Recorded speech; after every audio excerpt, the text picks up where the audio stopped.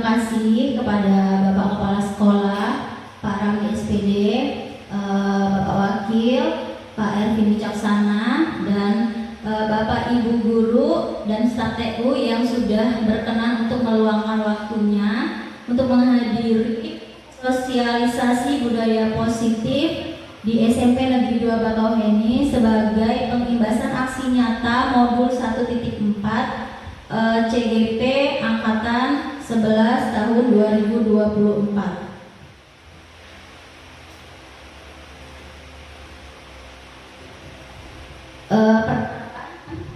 Saya Resia Mardika dari SMP Negeri 2 Bakauheni. Saya punya pantun nih sebelum kita mulai. Dari Bengkulu ke Pasar Tugu, beli salad dan baju baru. Hari ini hari yang kutunggu, bisa bertemu Bapak dan Ibu Guru.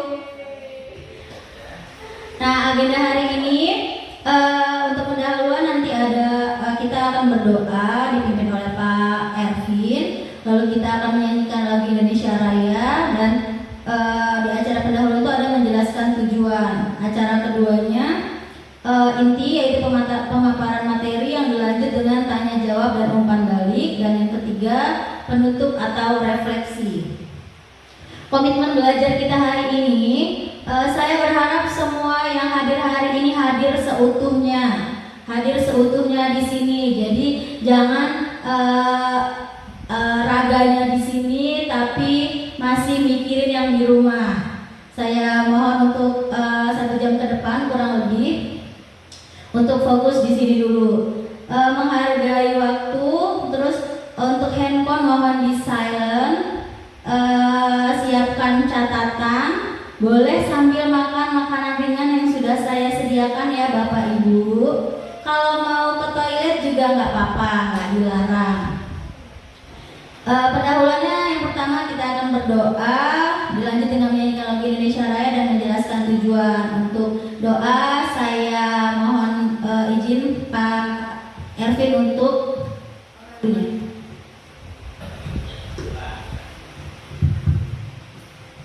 Baik, bismillahirrahmanirrahim. Assalamualaikum warahmatullahi wabarakatuh. Bapak Ibu Dewan Guru yang saya hormati dan yang kami muliakan, Bapak Kepala SMP Negeri 2 Bakauheni.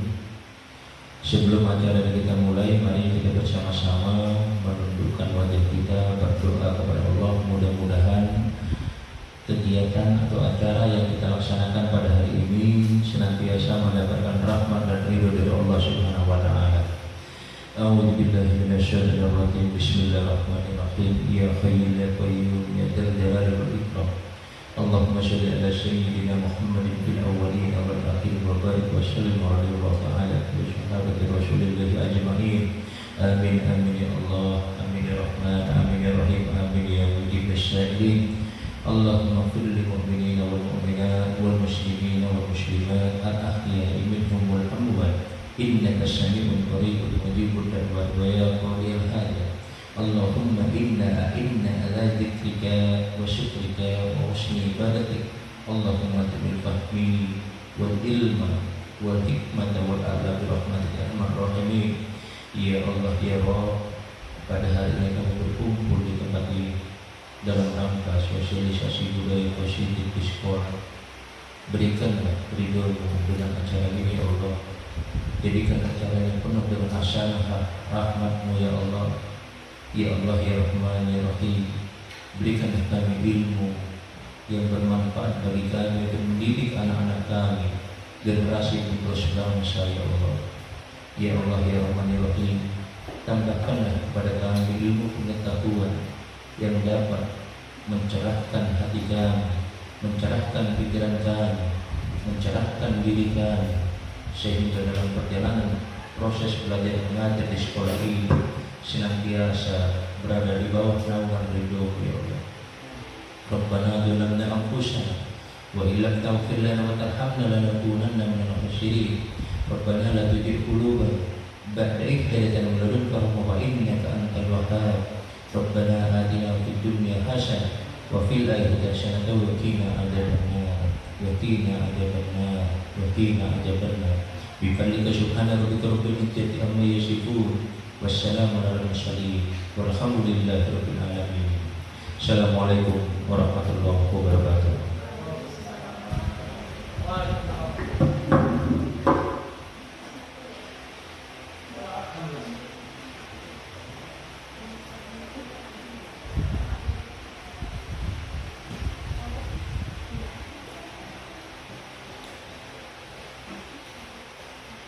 Baiklah, saya ucapkan terima kasih kepada Bapak Ervin karena sudah memimpin doa.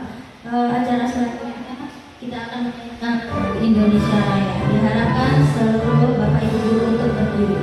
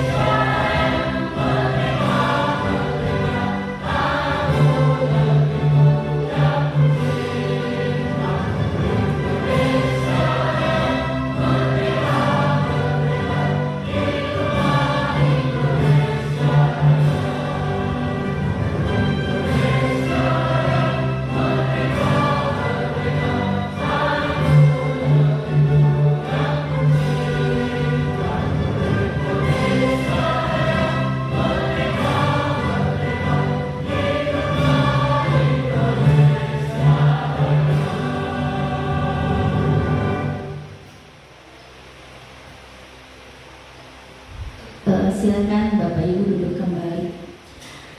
Sekarang saya akan menyampaikan tujuan diseminasi hari ini. Yang pertama itu untuk menumbuhkan budaya positif terhadap seluruh warga di lingkungan sekolah agar konsisten dan berkelanjutan. Serta yang kedua untuk melaksanakan salah satu aksi nyata dalam modul 1.4 budaya positif.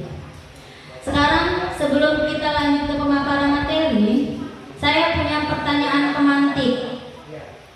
Setuju atau tidak setuju? Yang pertama, hukuman dapat mendisiplinkan anak. Bapak Ibu setuju atau tidak setuju? Setuju?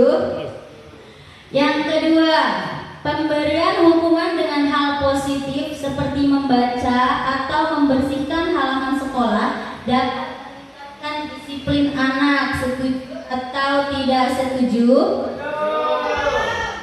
Dan yang ketiga, memberi penghargaan dapat meningkatkan motivasi belajar anak. Setuju atau tidak setuju? Nanti kita akan dapat sedikit pencerahan tentang pemberian penghargaan, tentang disiplin positif, dan tentang hukuman kepada anak. Materi kita itu yang pertama adalah disiplin positif dan nilai-nilai kebajikan universal. Yang kedua, teori motivasi, hukuman, penghargaan, restitusi. Yang ketiga, keyakinan kelas. Dan yang keempat, kebutuhan dasar manusia. Yang kelima, 5 posisi kontrol guru. Dan yang terakhir itu segitiga restitusi. Materi pertama tentang disiplin positif dan nilai-nilai kebajikan universal. Sekarang ada perubahan paradigma. Jadi ada kegiatan kepalan tangan. Ada A dan B, Anda dan teman Anda secara berpasangan ya. Bisa ini kayaknya dipraktekkan secara berpasangan. Untuk kertas minta tolong Bu Maugi. Sampai kelas secara kecil, tuliskan benda atau sesuatu yang sangat berharga untuk Anda. Letakkan di salah satu tangan Anda dan genggam benda tersebut dengan segala daya. Buatlah sebuah kepalan. Nah, tugas teman Anda akan mencoba dengan sekuat tenaga dengan berbagai cara untuk meminta Anda membuka kepala tangan dan memberikan benda tersebut. Bisa dengan cara membujuk, mengancam, menghardik, merayu, menyuap, apa saja agar dapat membuka kepalan tangan Anda. Kira-kira apa yang terjadi?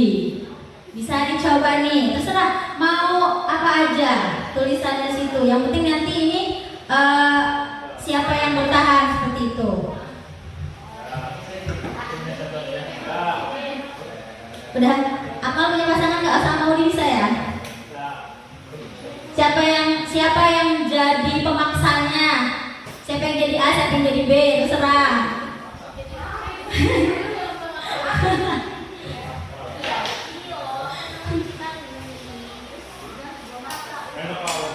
Iya, kira-kira kalau Bu Tias maksa Budina kayak mana nih? Apa Budina pasrah? Apa Budina akan bertahan, mempertahankan hal yang berharga menurut Budina tersebut? Bisa dicoba.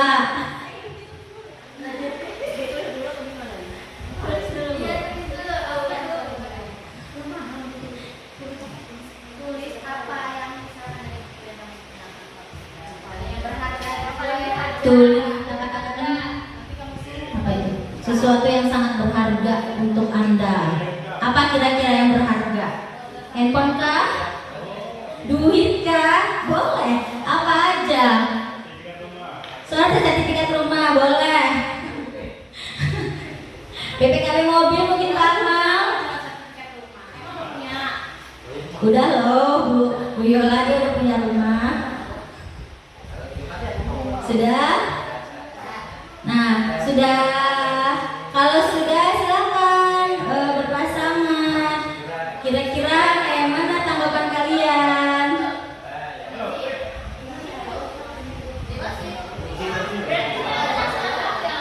Ya, jadi nanti di sini kelihatan kita ngelihat reaksinya. Reaksi yang dipaksa itu kira-kira dia akan tetap bertahan atau dia akan lemah, kalah sama memaksa gitu. Ya, kepala tangannya.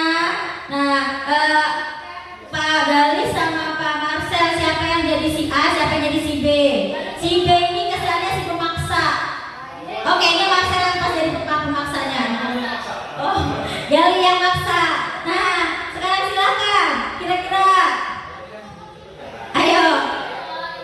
ayo Bunda, Bu Tias, Bu Nur sama Bu Sika boleh. Ayo, kira-kira gimana nih?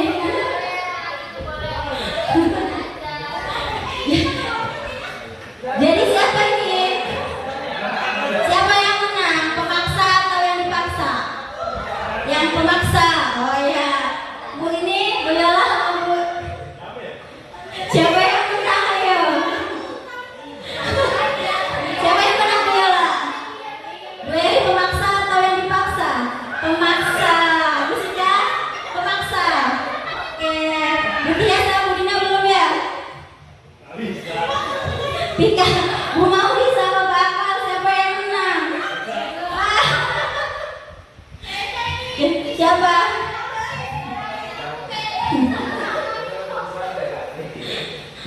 Nah, ayo, siapa?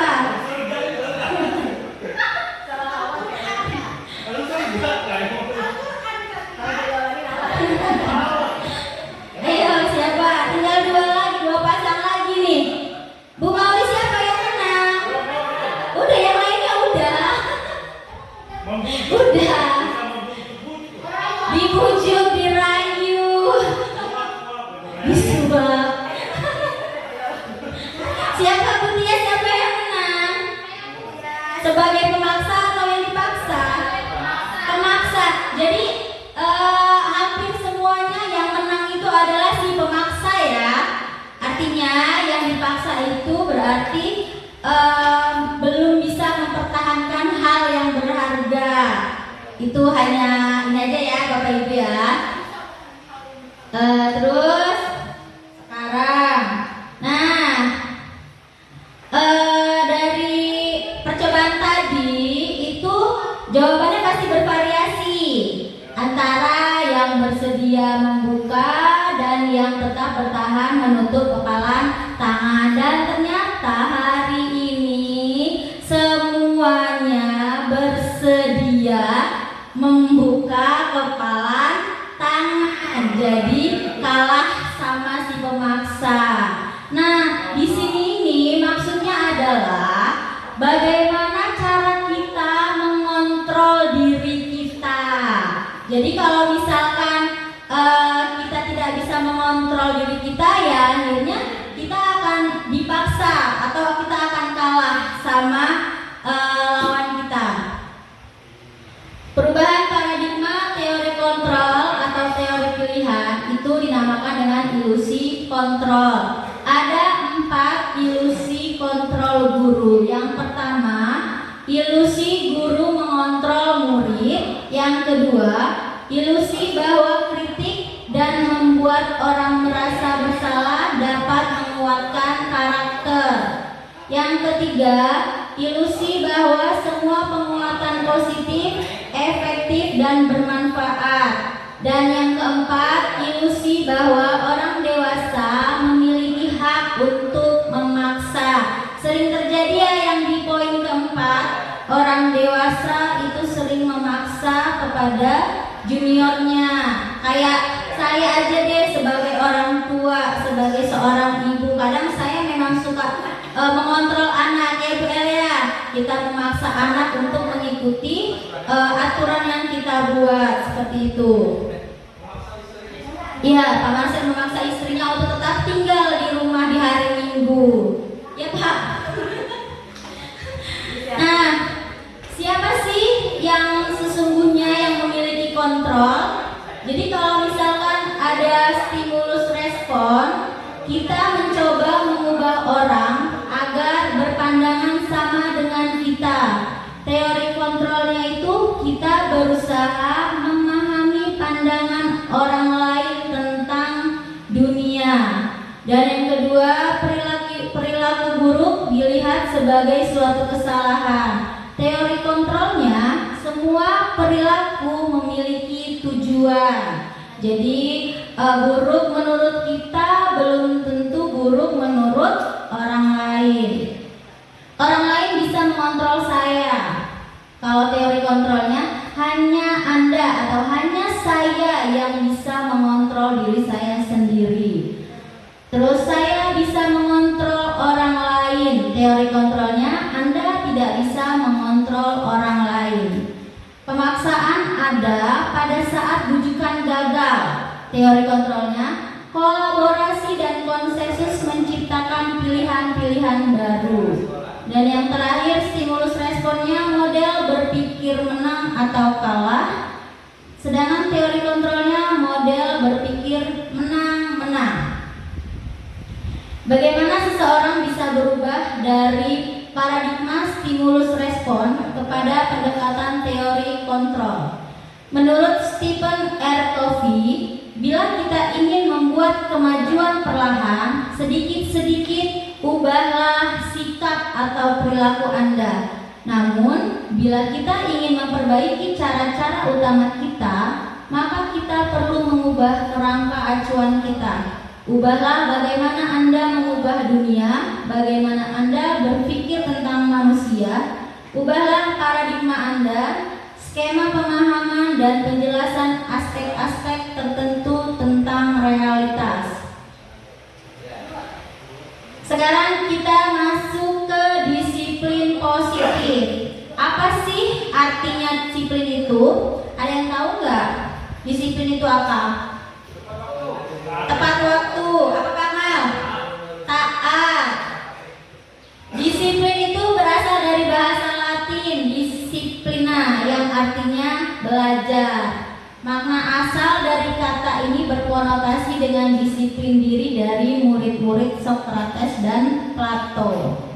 Disiplin diri membuat orang menggali potensinya menuju sebuah tujuan apa yang dia hargai. Namun dalam budaya kita, kata disiplin ini berubah jadi sesuatu yang dilakukan seseorang pada orang lain untuk mendapatkan kepatuhan.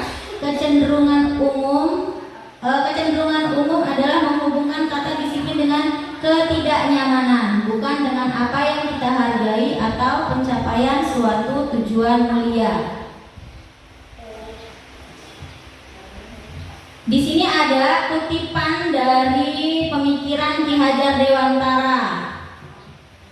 Ki Hajar Dewantara menyatakan bahwa di mana ada kemerdekaan, disitulah harus ada disiplin yang kuat. Sungguh pun disiplin itu bersifat self-disiplin, yaitu kita sendiri yang mewajibkan kita dengan sekeras-kerasnya. Tetapi itu sama saja, sebab jikalau kita tidak cakap melakukan self-disiplin, wajiblah penguasa lain mendisiplinkan diri kita. Dan peraturan demikian itulah yang harus ada di dalam suasana yang merdeka. Ki Hajar Dewantara, Pemikiran, Konsepsi Keteladanan Sikap Merdeka, cetakan kelima tahun 2013, halaman 470. Saya kalau membaca kutipan-kutipan dari Ki Hajar Dewantara ini, saya suka bahasanya. Bahasa Ki Hajar Dewantara ini menurut saya agak romantis, puitis seperti itu. Dia menggunakan bahasa-bahasa yang lembut, tapi artinya itu tegas. Disiplin positif itu harus dimulai dari diri sendiri ya Bapak Ibu. Kalau kita nggak mulai dari diri sendiri ya kita nggak akan bisa menjalankan disiplin positif tersebut. Selanjutnya nilai-nilai kebajikan universal. Ada beberapa nilai kebajikan universal, itu ada dari 6 sumber, tapi ini yang saya ambil adalah ada yang ini enggak familiar enggak sama nilai-nilai kebajikan yang saya tampilkan di depan? Ya, P5 atau profil belajar Pancasila, beriman, bertakwa kepada Tuhan Yang Maha Esa dan berakhlak mulia, mandiri, berkebinekaan global, bergotong royong, kreatif dan bernalar kritis. Sekarang bisa sambil makan atau minum ya Bapak Ibu. Kalau kurang masih ada dari plastik. Teori motivasi, hukuman dan penghargaan serta restitusi. Nah, di sini nanti kita akan belajar tentang hukuman dan penghargaan dan tentang restitusi. Karena sebelum saya belajar di guru penggerak ini, ya saya juga sering mengklaim atau menjudge anak ini nakal, anak ini salah, dia harus dihukum. Tapi setelah saya bergabung di guru penggerak, saya sedikit kaget karena kalau di sana itu setelah dijabarkan, dipaparkan, itu ternyata anak-anak itu nggak ada yang nakal. Agak greget ya. Saya pernah ngomong ya kayak sama Bung Audi, tahu nggak? Di guru penggerak itu nggak ada anak nakal. Iya tahu, iya saya agak kesel waktu itu. Pas awal-awal saya sempat protes sama PP-nya. Kok kayak gitu sih Pak? Tapi anak tuh nakal loh. Coba dipahamin dulu. Akhirnya setelah itu ya saya coba, oh seperti ini ya, walaupun masih agak-agak dongkol gitu. Nah sekarang saya mau bertanya lagi nih.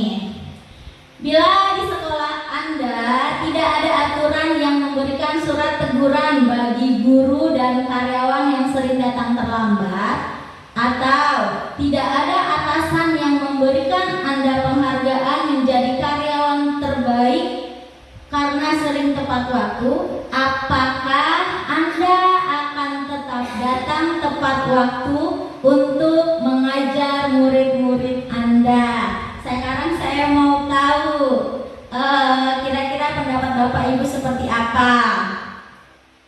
Kalau nggak ada penghargaan, kalau nggak ada teguran, kira-kira Bapak Ibu masih mau nggak sih datang tepat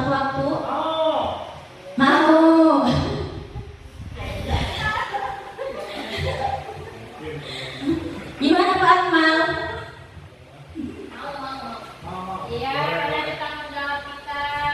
Ya, karena untuk datang tepat waktu itu memang tanggung jawab kita sebagai guru ya Bapak Ibu ya.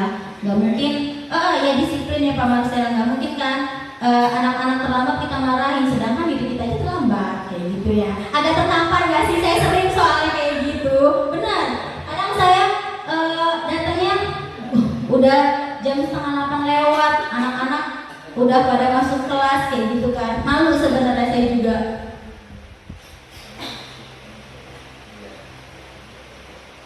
Selanjutnya teori motivasi. Menurut Dian Gozen dan bukunya Restructuring School Discipline menyatakan ada 3 motivasi perilaku manusia. Yang pertama, untuk menghindari ketidaknyamanan atau hukuman. Apa yang terjadi apabila saya tidak melakukannya? Yang kedua, motivasinya untuk mendapatkan imbalan dari orang lain atau institusi. Apa yang akan saya dapatkan apabila saya melakukannya? Dan yang ketiga, untuk menghargai diri sendiri. Saya akan menjadi orang yang seperti apa bila saya melakukannya? Menurut Bapak Ibu, dari ketiga motivasi ini urutannya yang mana sih yang paling tidak bagus? Yang pertama kah, yang kedua, atau yang ketiga?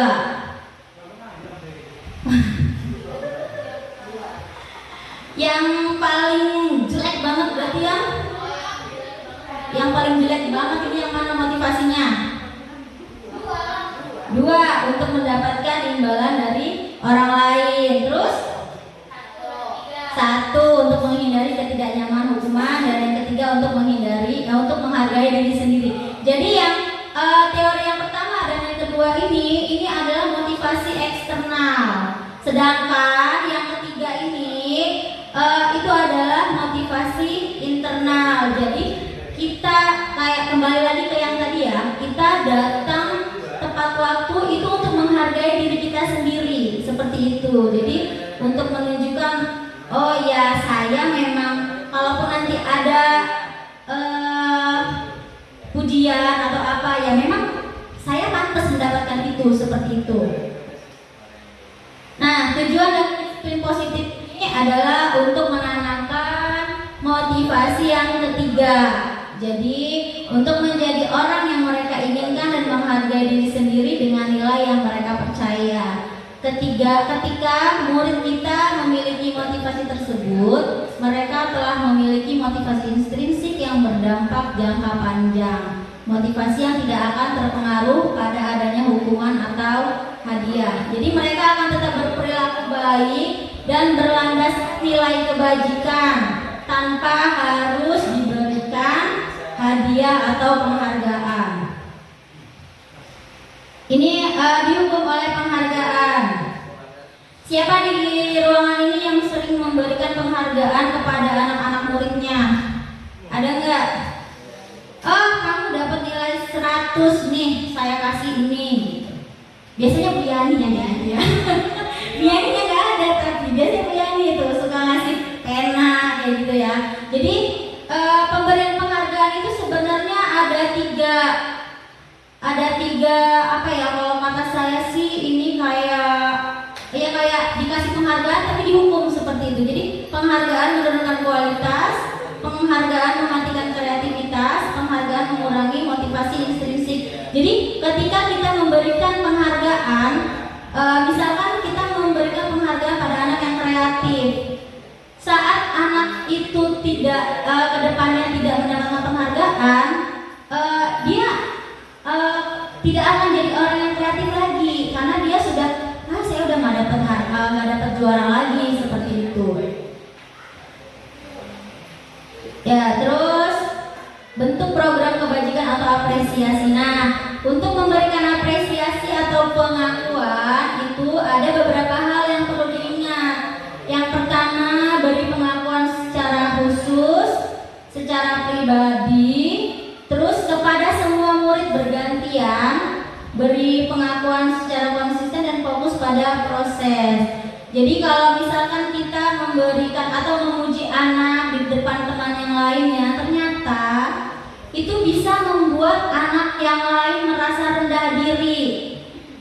Ah, dia yang dipuji, ah dia yang ini. Terus kalau misalkan kita nih nggak gantian, kita nggak cuman misal kita cuma muji si Nino aja, Nino terus, nanti teman-teman yang lain itu pasti ngerasa kayak yang ibu itu cuma peduli sama Nino doang, ibu itu cuma fokus sama si Nino doang. Jadi kalau kita mau memberikan pengakuan atau apresiasi, itu usahakan kita memberikan itu rata kepada semua murid secara bergantian, seperti itu.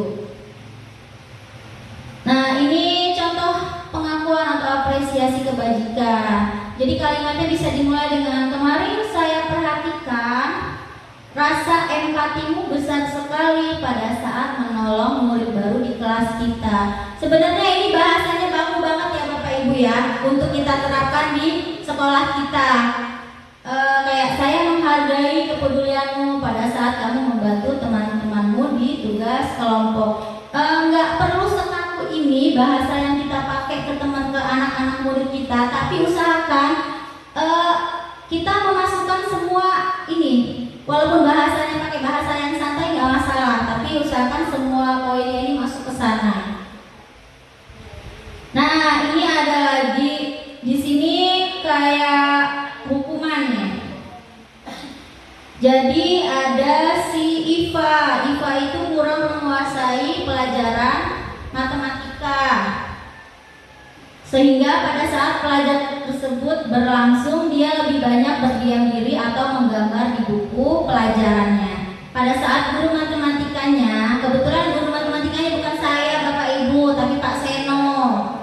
Pak Seno menanyakan pertanyaan, Iva jadi gugup dan tidak sengaja menjatuhkan tasnya dari kursi. Secara tiba-tiba menjadi gagap pada saat berupaya menjawab. Seluruh kelas pun tertawa melihat perilaku Iva yang bicara tergagap dan terkejut tersebut. Pak Seno pada saat itu membiarkan teman-teman Iva menertawakan Iva yang tergagap dan malu luar biasa. Dan malahan Pak Seno meminta Iva untuk maju ke depan dan berdiri di depan kelas sambil menunjuk hidungnya karena tidak bisa menjawab pertanyaan Pak Seno. Kelas makin gaduh dan anak-anak pun tertawa melihat Iva di depan kelas memegang ujung hidungnya. Menurut Bapak Ibu guru, sebagai seorang guru, Bapak Ibu setuju nggak sama apa yang dilakukan sama Pak Seno? Tidak. Ada nggak yang setuju? Nggak ada. Kenapa? Kenapa Bapak Ibu merasa nggak setuju?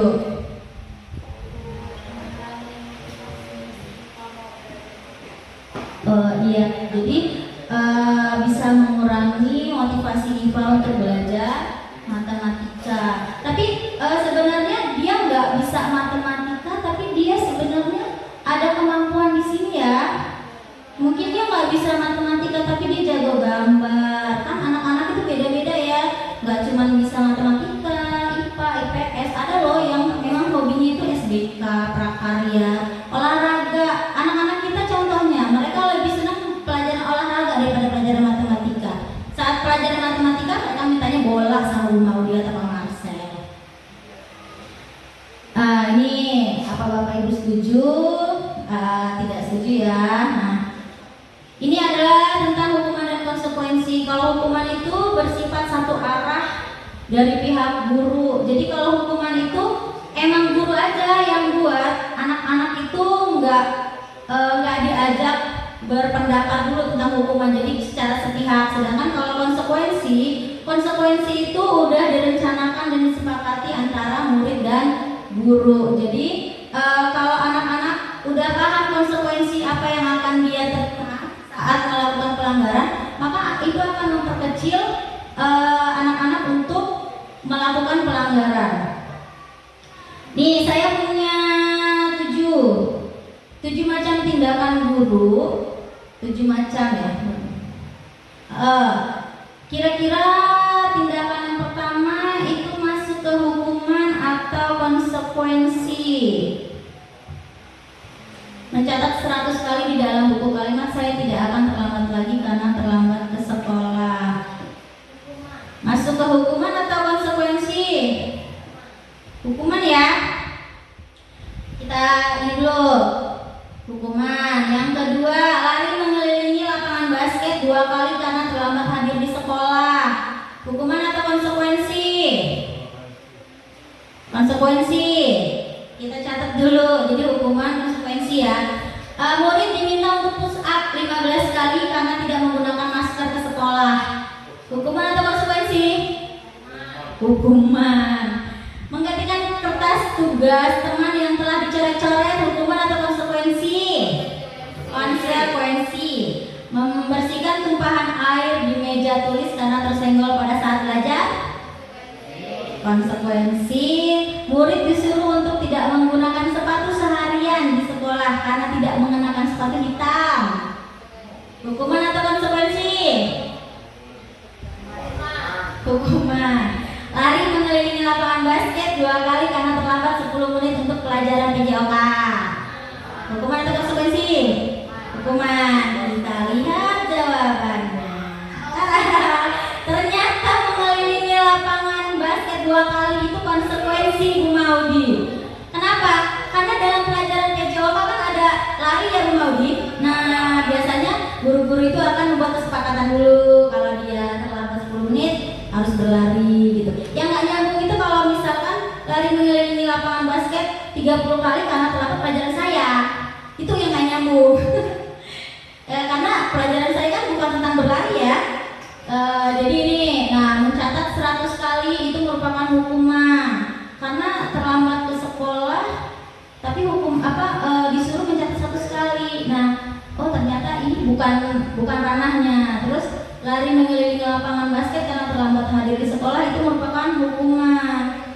Terus murid diminta push up juga karena tidak menggunakan masker. Ada hubungan gak sih masker sama push up? Kan kasihan ya, 15 kali push up cuman karena dia nggak pakai masker.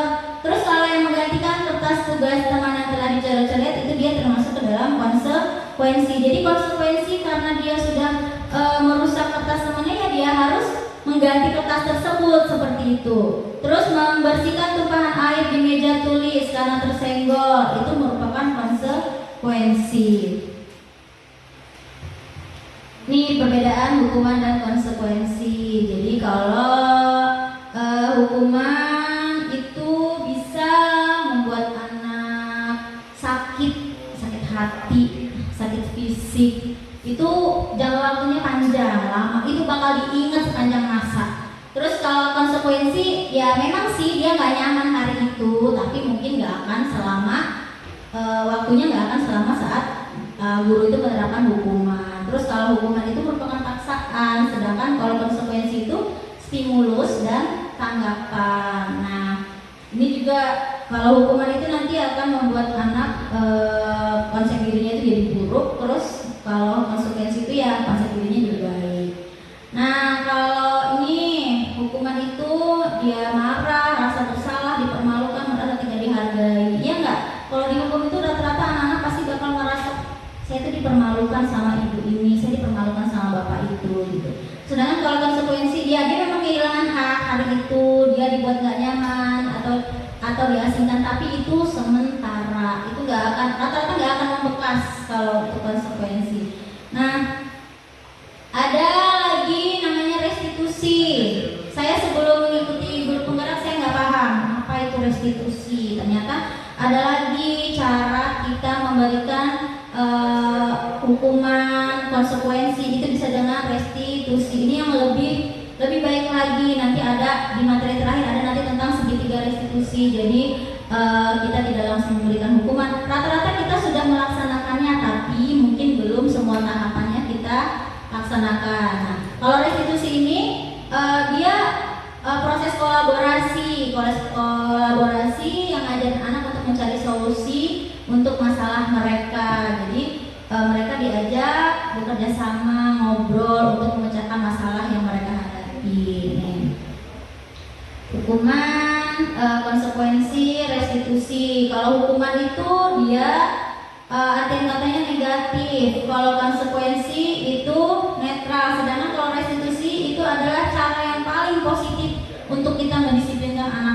kita.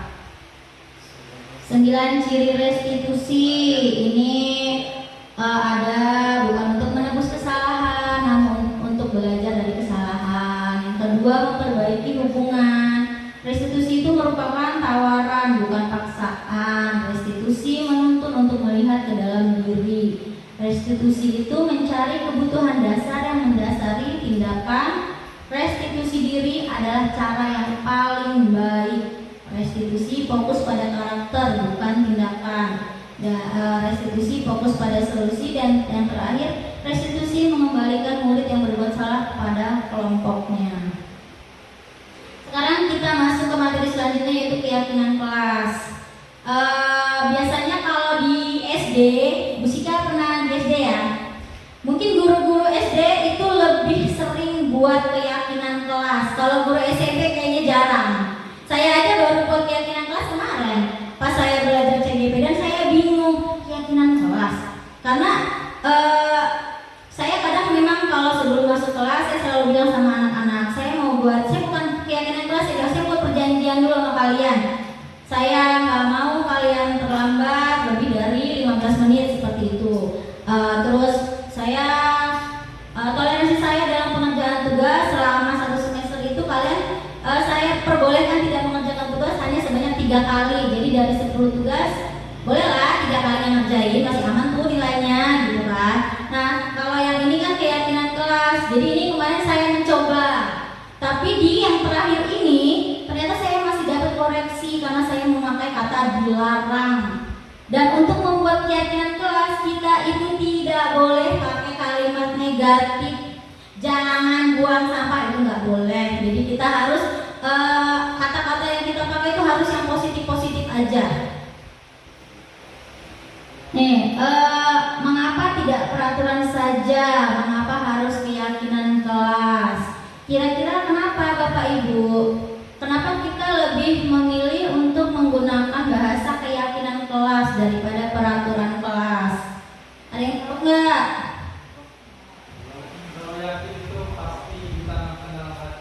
Kalau keyakinan kelas itu pasti ditanamkan dalam hati, ya. Kalau peraturan itu harus dipatuhi, dan kadang ada celetukan gini, peraturan itu dibuat untuk dilanggar, ya enggak?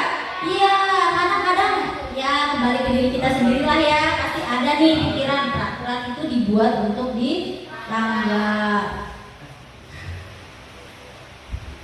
Nah, seseorang itu akan lebih tergerak dan bersemangat untuk menjalankan keyakinan. Ya benar ya kata Pak Maksud tadi ya. Kalau yakin itu kan udah pasti dilakuin kayak gitu. Terus kalau dia itu peraturan itu akan membuat anak menjadi takut. Jadi ya cuman sekedar ya udahlah peraturannya kayak gitu, ikutin aja mau kayak mana kayak gitu. Jadi itu kenapa kita lebih memilih keyakinan kelas daripada peraturan kelas. Nih foto saya Pak, nggak lihat? Udah secantik itu Pak Marcel. Cantik kan bajunya merah putih, tinggal dikirain aja dari bendera. Ini ada peraturan. Selalu kembalikan buku ke tempatnya, dilarang mengganggu orang lain, hadir di sekolah 15 menit sebelum pembelajaran dimulai, dilarang melakukan kekerasan, dilarang menggunakan narkoba bergantian atau menunggu giliran, gunakan masker dan jangan berlari di kelas atau koridor. Kira-kira dia masuk ke mana nih keyakinan kelasnya? Kita harus selalu kembalikan buku ke tempatnya. Kenapa sih kita harus mengembalikan buku itu pada tempatnya? Supaya rapi. Nah berarti keyakinan kelasnya bisa nggak kalau saya buat kerapihan? Bisa, kerapihan, keteraturan kayak gitu ya. Terus dilarang mengganggu orang lain, disiplin. Ada lagi?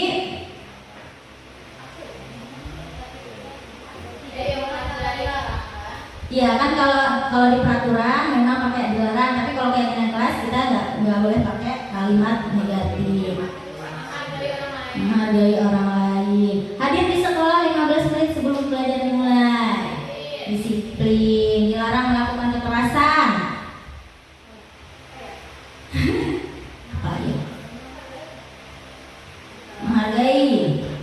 Selain itu ada nggak? Boleh kok keyakinan kelas banyak, nggak cuma satu macam aja nggak apa-apa. Dilarang menggunakan narkoba. Kenapa kita dilarang menggunakan narkoba? Mengganggu apa itu? Mengganggu kesehatan, konsentrasi, kesehatan. Terus bergantian atau menunggu giliran. Disiplin. Terus gunakan masker. Kesehatan. Jangan berlari di kelas atau koridor. Jangan berlari. Kenapa kita dilarang untuk berlari di kelas? Iya, supaya nggak jatuh. Berarti dia bisa nggak kalau dia keamanan? Atau apa bahasa yang enaknya lagi? Daripada kita bertanya, nah kita lihat yuk. Ternyata jangan berlari di kelas itu merupakan keselamatan dan keamanan. Nah, gunakan masker juga seperti itu.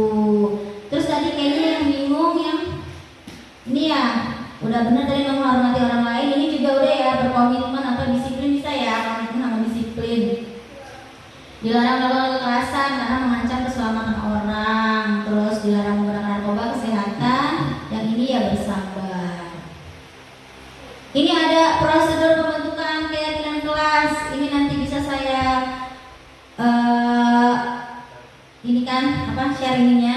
Barangkali nanti kayaknya memang kita harus mulai belajar buat keyakinan kelas deh.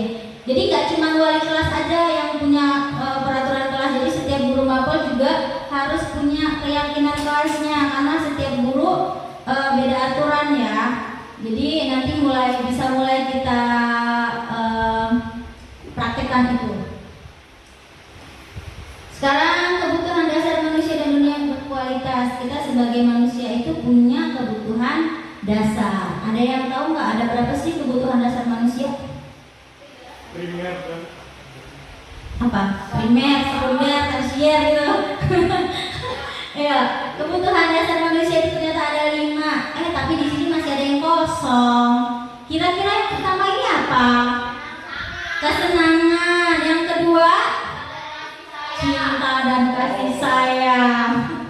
Yang ketiga, kebebasan. Yang keempat, apa ini ya? Apa yo? Penguasaan. Nah, yang kelima ini apa? Ini cuma dipelit banget sih, cuma ngasih P doang. Coba apa ini kira-kira? Sikap. Menjaga sikap.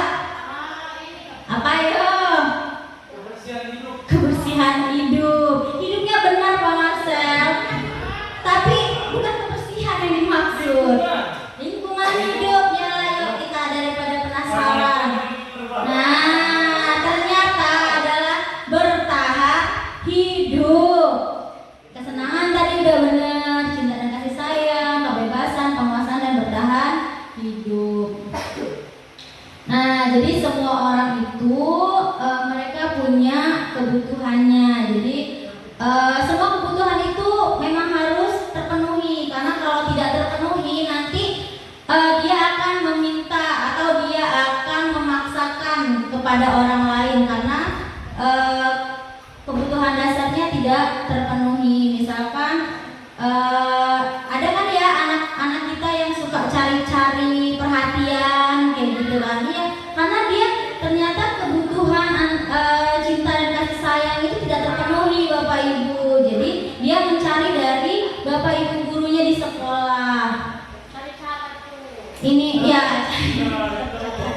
ya itu berarti cari-cari itu ada kebutuhan dasar hidupnya itu ada tidak terpenuhi Pak Amal. Iya caper. Sama-sama kemana yang gini itu? Oh ya. Oh ya, oh itu Mela ya.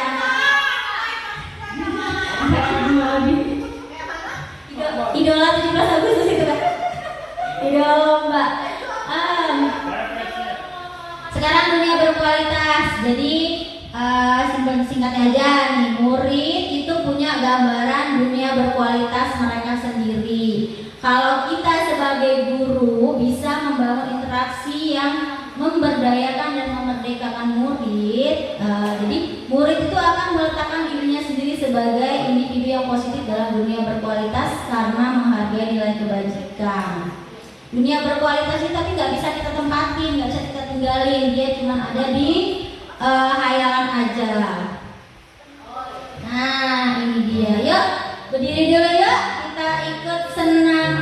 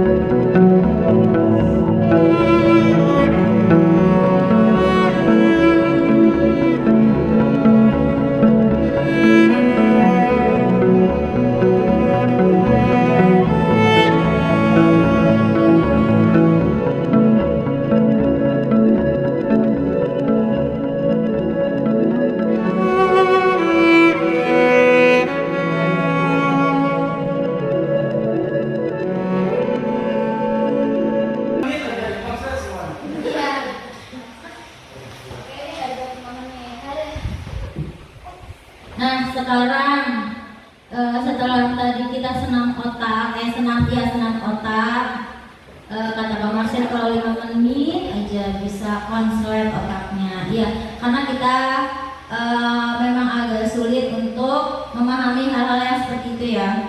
Saya juga kemarin belajarnya juga susah itu. Untuk sekarang kita belajar tentang 5 posisi kontrol guru. Itu yang pertama, ada sebagai penghukum, ada pemantau, teman, merasa bersalah, dan manajer. Kira-kira saya mau nanya dulu nih, mungkin belum terlalu familiar ya sama yang 5 ini, atau mungkin yang baru familiar itu kalau saya kemarin itu baru yang penghukum, teman, sama pembuat rasa bersalah. Tapi kita rata-rata pakai yang ini kan ya? Ya enggak? Kita rata-rata kita sebagai seorang penghukum.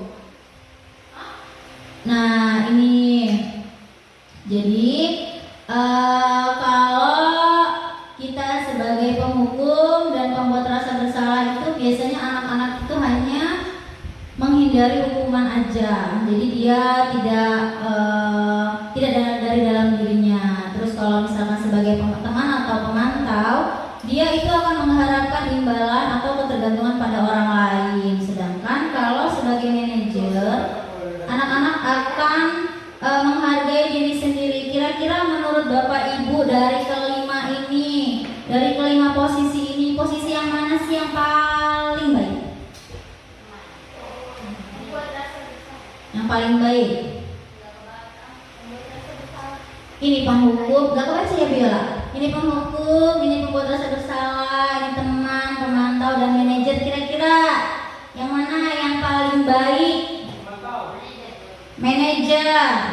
Kenapa Bu Dina manajer? Paling baik kan Bu? Kenapa? Ayo kenapa ya? Ya karena nanti kita simak ya. Kalau sebagai manajer ini memang benar dia posisi kontrol guru yang paling baik karena dia tidak memakai kekerasan. Coba dilihat kalimat-kalimat yang dipakainya itu kalimat-kalimat yang nggak ada unsur-unsur yang kasar seperti itu. Dan kalau kita memposisikan diri kita sebagai manajer, maka anak itu akan menghargai diri sendiri. Ini ada beberapa video ilustrasi posisi kontrol guru. Kita simak dulu ya.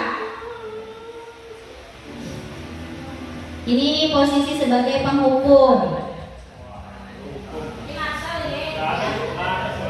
Marcel, saya juga kadang gitu.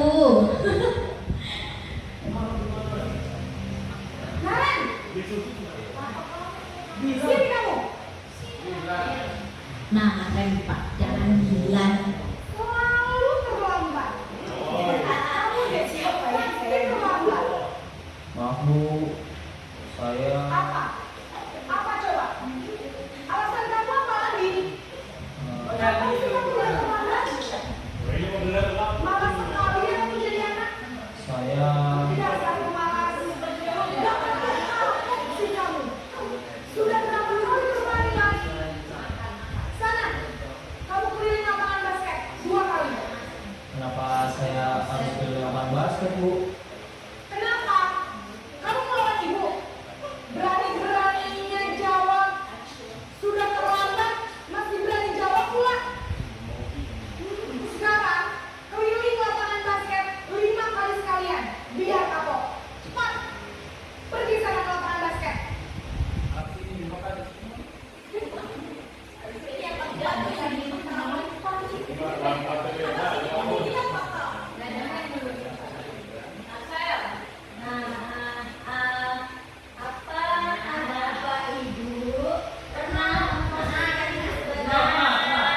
Hukum pernah sering bahkan ya kadang kita lagi emosi jiwa di mana ketemu sama anak lagi ngapain di sini emosinya kita luapkan di sekolah. Jadi kadang wajar kalau anak-anak ada yang nanya, lah saya ini kan salahnya datang terlambat, kenapa saya disuruh bersihin WC, kenapa saya disuruh ngepel musola, seperti itu.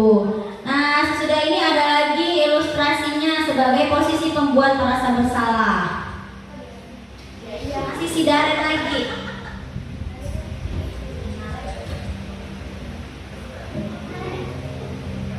Naren,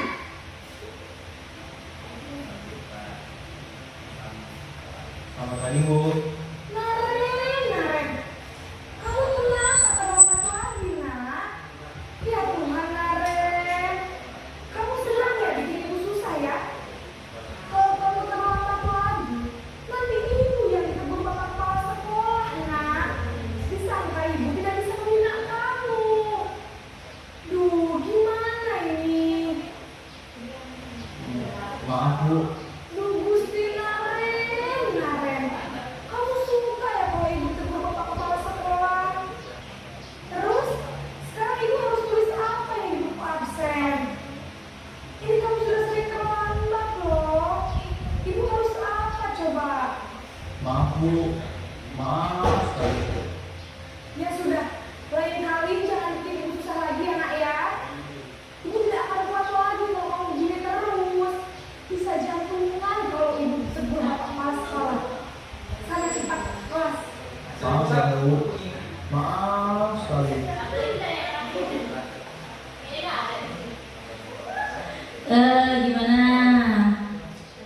Gimana perasaan Bapak Ibu jika berada di posisi siswa? Jadi di video tadi, jadi anak murid kita jadi merasa bersalah ya Bu ya, karena bisa jantungan Ibu. Coba bayangin, andaikan ibu gurunya beneran jantungan gara-gara diteguran sama kepala sekolah, apa enggak anak itu bakal keinget-inget seumur hidupnya.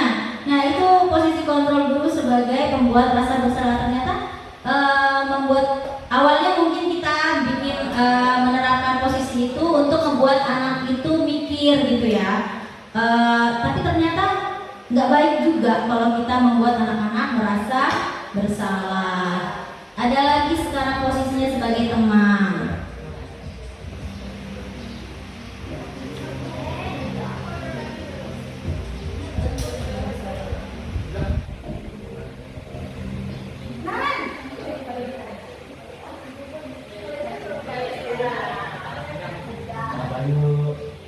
Wah, sudah jam berapa ini anak?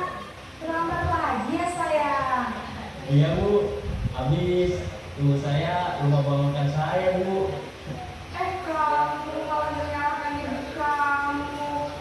Kamu bukannya anak yang hari ini baru kencang. Kok terlambat sih? Iya Bu, saya memang selamat bangun tadi. Jadi biarpun saya kencang, tetap gak kesenja Bu. Ya sudah sana, nanti lain kali larinya lebih kencang lagi ya. Biar gak terlambat lagi.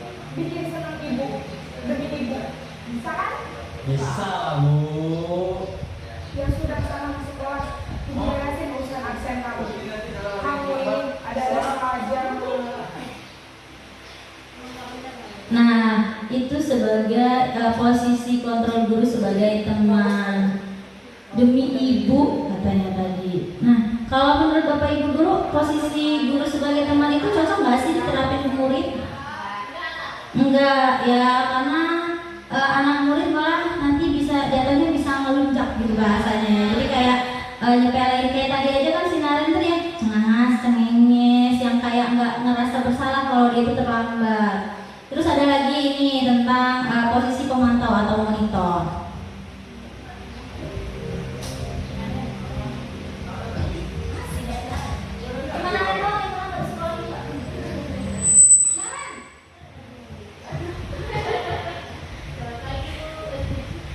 Selamat pagi Bu. Naren, apa peraturan sekolah kita tentang jam berapa kita harus masuk sekolah, nak? Kita harus di sekolah jam 7 Bu. Iya betul, sekarang sudah jam 7.20. Naren sudah tahu konsekuensinya jika terlambat hari. Paham Bu. Saya harus tinggal kelas pas jam istirahat selama 20 menit. Iya benar, konsekuensinya demikian. Jadi nanti jam 9.30 pas istirahat, kamu harus tinggal di kelas, kerjakan tugas tambahan untuk ketertinggalan kamu, ya? Baik Bu. Posisi pemantau mengandalkan penghitungan atau data untuk mengontrol murid. Guru mengarahkan murid berdasarkan peraturan dan konsekuensi. Seorang pemantau menunjukkan bahasa tubuh dan ekspresi wajah yang datar dan cenderung formal.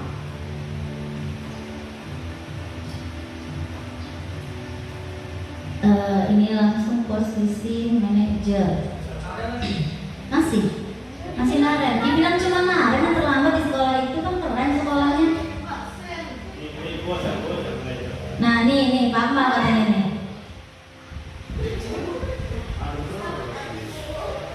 Selamat pagi Bu. Selamat pagi, Naren.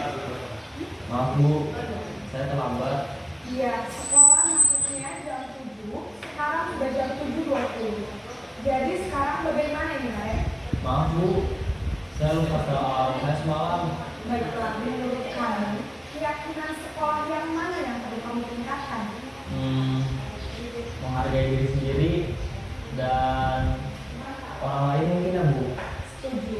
Jadi, apakah Naren meyakini prinsip saling menghormati tersebut? Iya Bu, saya meyakininya. Apakah Naren bersedia memperbaiki masalah keterlambatan ini? Bersedia Bu. Bagaimana kamu akan memperbaiki masalah keterlambatan ini? Saya akan coba untuk tidak lupa menyetel alarm saya, Bu. Baik, kalau kalian lupa menyetel alarm di rumah, ada orang yang kira-kira bisa bantu mengingatkan tidak? Ada, Bu. Kakak saya, Kak Emma. Ada lagi selain Kak Emma? Selain Kak Emma, ada ibu saya. Baik, jadi yang mengingatkan Naren adalah Kak Emma dan ibu kalian. Kira-kira akan mulai start alarm kapan nih Naren? Setelah pulang sekolah, akan segera saya lakukan. Baik, jadi Naren akan setel alarm untuk bangun besok pagi dan akan diingatkan oleh kakak dan ibunda Naren ya. Ada lagi yang mungkin perlu dilakukan Naren agar tidak terlambat bangun lagi? Tidak ada, Bu. Baik Naren, terima kasih untuk kerjasama kamu. Sekarang kamu perlu kembali ke kelas untuk belajar. Baik, Bu. Terima kasih. Iya, Naren capek dia disuruh masuk kelas tadi. Tadi sebagai pemantau juga udah ya. Posisi manajer juga udah. Manajer. Jadi saat guru menempatkan posisi kontrolnya sebagai manajer, itu artinya dia telah memiliki keterampilan di posisi teman maupun pemantau. Dan bisa jadi di waktu tertentu kembali pada kedua posisi tersebut bila diperlukan. Namun bila menginginkan murid kita menjadi manusia merdeka, mandiri dan bertanggung jawab, maka kita perlu mengacu pada restitusi yang dapat menjadikan murid kita seorang manajer bagi dirinya sendiri. Jadi bukan cuma gurunya aja yang bertindak sebagai manajer, tapi muridnya juga harus bisa jadi manajer untuk dirinya sendiri. Di posisi manajer, murid diajak untuk menganalisis kebutuhan dirinya maupun kebutuhan orang lain. Penekanannya bukan pada kemampuan membuat konsekuensi, namun dapat berkolaborasi dengan murid bagaimana memperbaiki kesalahan yang ada. Jadi tadi udah ada 5 ilustrasi kontrol guru. Seperti yang di awal tadi kata Bu Dina, posisi yang lebih baik itu memang sebagai manajer. Tadi sudah dilihat ya, yang manajer bahasanya nggak ngegas kayak kita biasa negur anak murid, terus ditanya dulu alasannya apa, kira-kira keyakinan apa yang dilanggar, seperti itu. Nah nih, tadi kan udah menyaksikan itu. Sambil nunggu azan, di sini ada beberapa pernyataan. Saya minta tolong Bapak Ibu untuk menentukan pernyataan-pernyataan itu siapa sih yang mengatakannya. Seperti itu.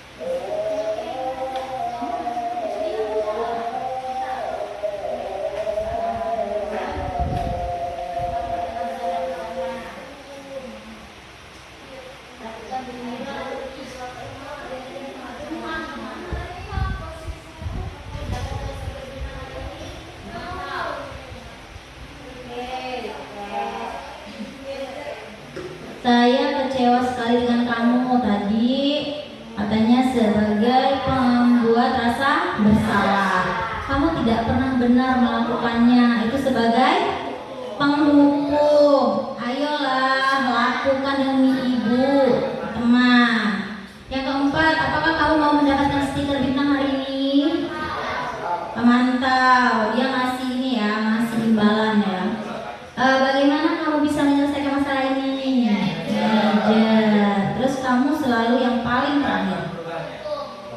Yuk kita lihat. Wah, ternyata benar. Tepuk tangan dulu buat Bapak Ibu.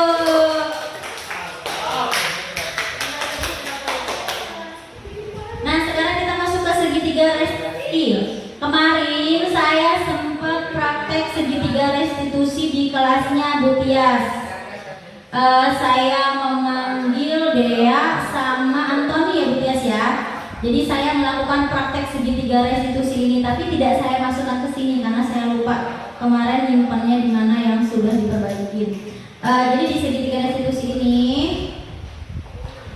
kita tidak langsung menghukum anak, kita tidak langsung menjudge anak itu salah. Pertama itu kita harus menstabilkan identitas dulu.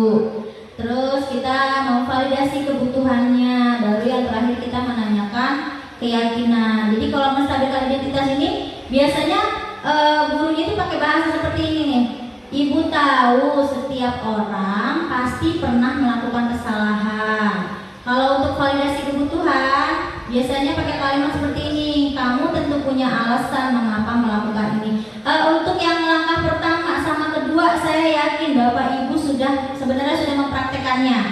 Tapi mungkin hanya sampai 1 dan 2, tidak lanjut pada keyakinan. Karena pasti kalau kita manggil anak kita pasti nanya kan, kamu apa alasan kamu datang terlambat? Misalkan seperti itu. Terus yang terakhir baru yang menanyakan keyakinan.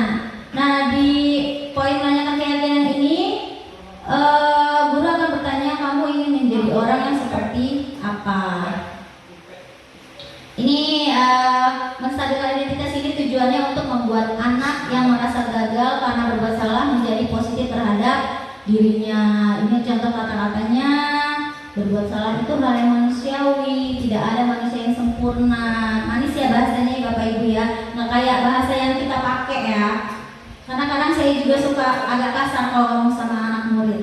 Kita pasti bisa menyelesaikan permasalahan ini ya, walaupun kata-katanya tidak semanis ini, tapi setidaknya artinya itu kurang lebih sama. Jadi tergantung dari penyampaian Bapak Ibu aja. Ini langkah yang pertama. Yang kedua itu memvalidasi kebutuhannya. Tujuannya untuk membantu murid mengenali basic need atau kebutuhan dasar yang ingin dipenuhinya ketika melakukan kesalahan. Ini balik ke kebutuhan dasar yang 5 tadi. Jadi kalau misalkan dia disuruh mengenali dulu kebutuhan dasarnya. Contoh kalimatnya, kamu bisa saja melakukan hal yang lebih buruk, tapi kamu tidak melakukannya, seperti itu. Terus yang ketiga, menanyakan keyakinan. Dengan menanyakan keyakinan, itu anak akan melihat kesalahannya, terus dihubungkan sama norma sosial dan nilai yang mendasari manusia berinteraksi dengan orang lain. Karena kita hidup itu penuh dengan norma ya Bapak Ibu ya. Jadi memang apapun yang kita lakukan itu selalu dikaitkan dengan norma yang ada. Kalau di sini yang sering ditanyakan itu apa nilai yang saya di kelas atau sekolah kita. Terus kamu ingin jadi anak yang seperti apa? Ini juga bisa dilakukan intervensi 30 detik untuk melakukan segitiga restitusi. Nah ini contoh penerapan segitiga restitusi. Masa aku dikatain uang fitnah Pak? Ya aku maaf Pak. Aku baru dikatain Eka di depan kelas. Mau banget. Ya pasti kamu marah yang besar. Bapak juga akan marah apabila ada yang berubah seperti itu. Kemudian pada saat itu kamu melakukan Ya saya langsung ngatain Eka lah Pak. Mau banget. Saya bentak-bentak dia depan teman-teman lain. oh begitu. Pasti kamu melakukan seperti itu karena suatu alasan tertentu kan? Iya lah, maksud saya diam saja Pak. Ya saya bela diri lah. Maksud saya dituduh tukang fitnah. Ya wajar lah. Mempertahankan harga diri itu sesuatu yang penting buat kamu. Untung kamu tidak begitu kegagalan. hanya meminta perintah. Iya Pak. Untung saya masih bersabar dan hanya meminta saja. Bagus padahal saya pasti bela diri lah. Ya pasti ya, tapi kamu memilih sikap pertahanan dan sabar. Kamu memilih untuk tidak berbuat lebih parah lagi. Nah, sekarang coba kita lihat lagi. Tindakan kamu yang minta kita di kelas. Tindakan kamu itu kira-kira sesuai dengan keyakinan kelas atau prinsip kamu juga? Enggak lah Pak. Capek Pak dari kemarin. Jadi keyakinan atau prinsip mana yang kurang sesuai dengan keinginan kamu? Ya, saya sebenarnya sangat menghargai orang lain. Mungkin saat itu saya menjadi emosi. Jadi tidak mendengar sekali Pak. Kamu meyakini tidak? Menghargai orang lain itu penting buat kamu. Yakin lah Pak. Iya, setuju. Kita harus saling menghargai. Namun ada juga keyakinan yang kita sepakati yang perlu kita jalankan apabila kita sedang marah, bukan? Ya, saya bisa berhasil mulai dengan diri sendiri. Saya bisa berdiri bersabar, mengambil kebijakan untuk berpikir mau apa selanjutnya. Kira-kira kamu bersedia memperbaiki masalah ini tidak? Sedia Pak. Kalau kamu memperbaiki masalah ini, kamu akan menjadi orang yang perfect. Saya akan menjadi orang yang bertanggung jawab kali ya Pak. Dan nanti yang lagi. Iya, menurut kamu bagaimana rasanya menjadi orang seperti itu? Ya nyaman lah, bangga bisa bersabar dan mandiri. Baiklah kalau begitu. Yuk kita pikirkan bagaimana memperbaiki masalah ini.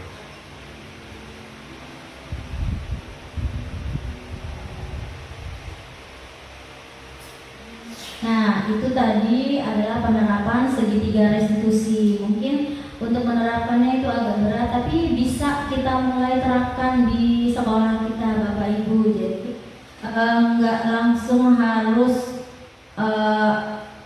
sana kamu push up, nah di kamar saya. Jadi kayak Utias, poin gitu kan, langsung gitu. Jadi memang penerapannya panjang, tapi memang kita harus menerapkan itu Bapak Ibu supaya anak-anak kita lebih merasa dimanusiakan gitu. Karena kalau kita langsung memberikan hukuman itu mereka pasti akan merasa sakit hati. Nah ini tadi yang udah kita pelajari, yang udah saya jabarkan ada di mind map ini. Saya harap semua, nggak semua, mungkin ada beberapa yang bisa diterapkan ya di pembelajaran kita. Nah yang terakhir ini kita masuk ke refleksi. Minta tolong Bu Maudi itu kertas. Saya minta Bapak Ibu menjawab pertanyaan ini di kertas sticky note itu, terus tempelin aja di pintu itu, di pintu labs itu.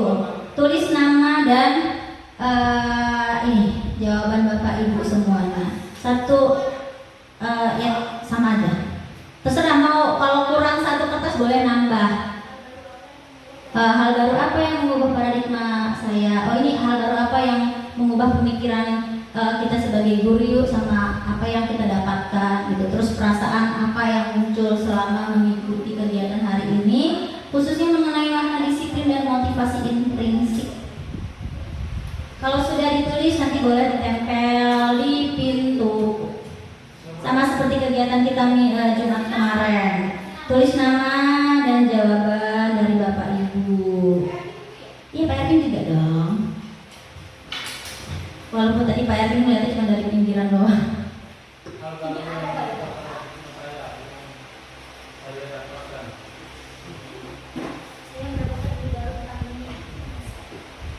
Anak selalu benar. Tidak ada anak nakal. Ya selalu benar.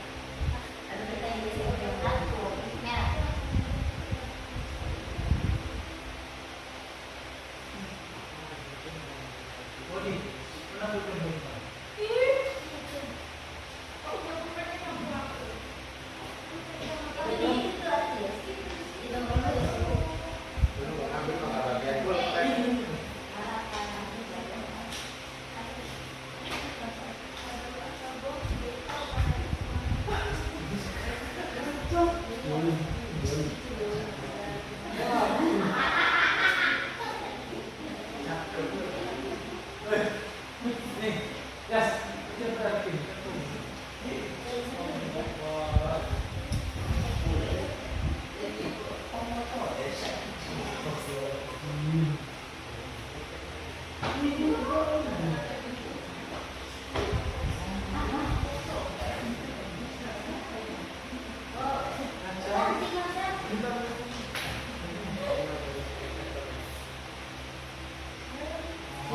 Udah selesai, boleh ditempel di pintu karena sudah saya copot itunya.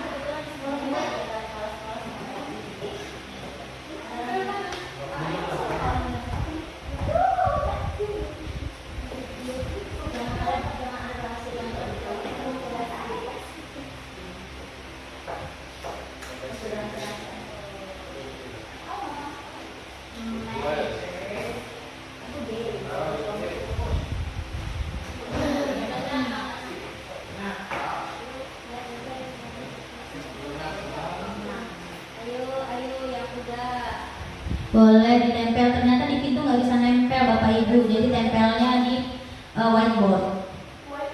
Whiteboard, benar nggak?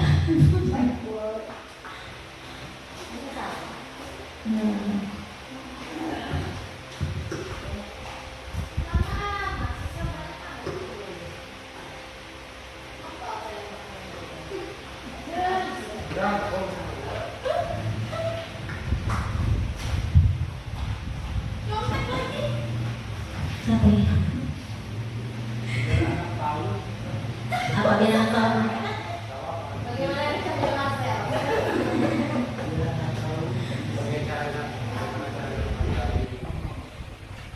Mau dipanggil ya? Bukan bisa opak saya.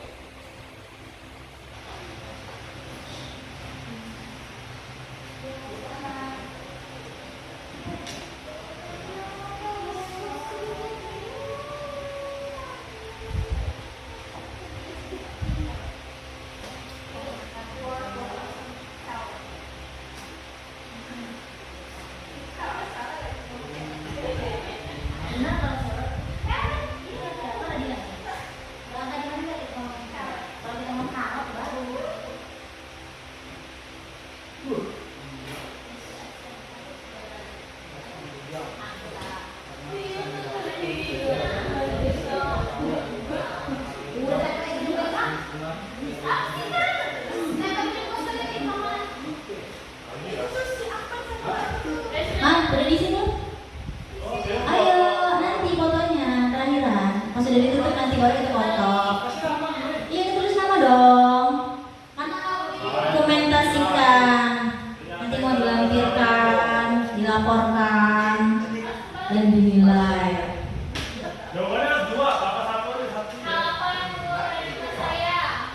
Ya kalau jawabannya nyambung dari yang pertama nggak apa-apa Pak. Lalu apa yang mengubah paradigma saya yang saya dapatkan hari ini? Paradigma itu pemikiran ya.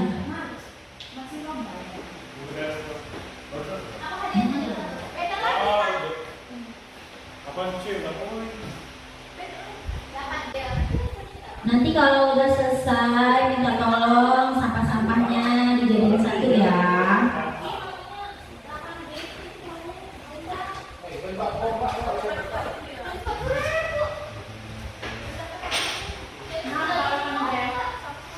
Sudah 2, 3.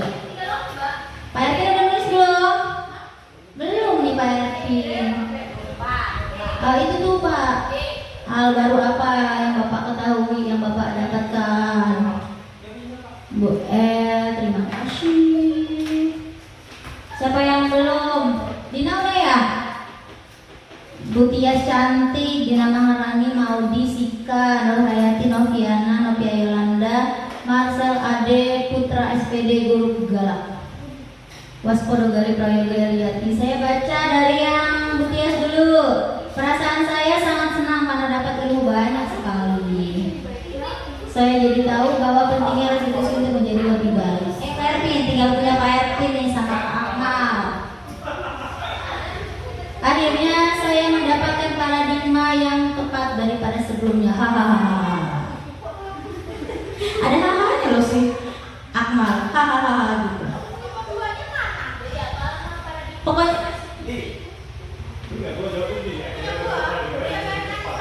iya itu, ini 2 pertanyaan dilahap jadi 1 jawabannya. Akhirnya saya mendapatkan paradigma yang tepat. Gak apa-apa, namanya jawaban ya. Ayo Pak Erpin, 1 lagi nih Pak Erpin nih. Kalau Pak Erpin udah selesai baru kita tutup acaranya.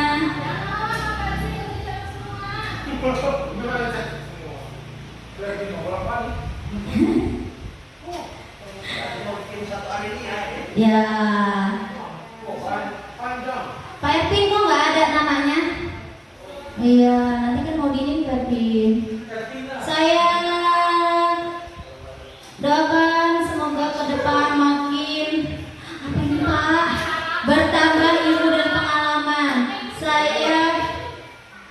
Saya sangat senang. Semoga semakin maju. Ya, oke.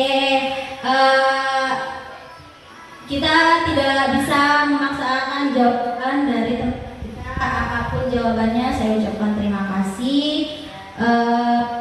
Ternyata ini adalah slide yang terakhir. Nah, saya ucapkan terima kasih kepada Bapak Ibu yang sudah meluangkan waktunya hari ini. Semoga apa yang saya sampaikan hari ini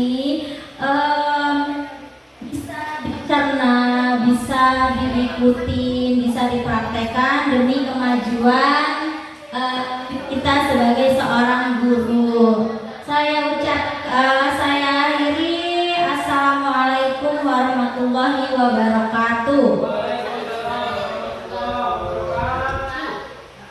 Ibu dengar dari ketua kelas katanya kamu habis berantem ya sama Rafa. Iya Bu, habisnya saya kesel sih Bu. Kesel kenapa? Soalnya Rafa sering banget Bu nyontek tugas-tugas yang saya buat. Bahkan tugas harian juga dia nyontek ke saya Bu. Oh iya, wajar sih ya kalau kamu kesel. Lalu apa yang kamu lakuin ke Rafa? Saya marah-marah Bu, saya maki-maki dia. Terus saya nggak sengaja ngegebrak becaknya Bu. Oh iya, pasti kamu punya alasan kan ya sampai kamu buat seperti itu. Ya dong Bu, masa saya diem aja, saya susah payah ngerjain tugas sendiri, dia malah nyontek seenaknya aja. Ya wajar sih kalau kamu marah, kalau kamu kesel, kalau ibu jadi kamu juga, ibu pasti marah. Tapi ibu senang deh kamu nggak melakukan hal yang lebih parah dari itu, misalnya kamu mukul Rafa. Sekarang coba kita pikirkan, tindakan kamu yang menggebrak meja itu apakah sesuai sama keyakinan kelas yang kita buat? Enggak sih Bu. Menurut kamu, keyakinan kelas apa yang sudah kamu anggap? Tidak saling menghormati antara teman Bu. Oh iya. Lalu, menurut kamu saling menghormati itu penting gak sih? Penting banget dong Bu. Kalau menurut kamu itu penting, jadi keyakinan kelas apa yang harus kamu terapkan? Harus lebih bersabar sih Bu. Kamu bersedia memperbaiki masalah ini? Bersedia Bu. Apa yang kamu lakukan untuk memperbaiki masalah ini? Saya harus lebih sabar dan menahan amarah Bu. Kalau ada yang nyontek lagi, saya akan melapor ke wali kelas atau guru mapelnya Bu. Nah, itu baru tindakan yang tepat. Sekarang silakan kembali ke kelas. Terima kasih Bu. Ya sama-sama.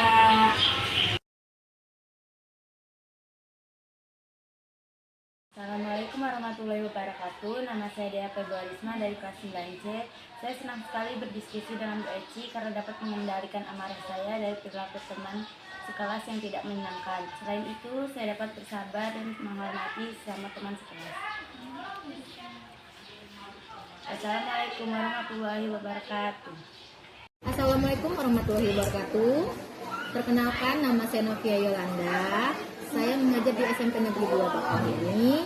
Dan di sini saya ingin menanggapi hasil aksi nyata dari Ibu Reisha, di mana hasil Ibu Reisha sudah sangat baik. Semoga guru-guru di SMP 2 sini bisa mengikuti aksi nyata yang dibuat oleh Ibu Reisha. Terima kasih.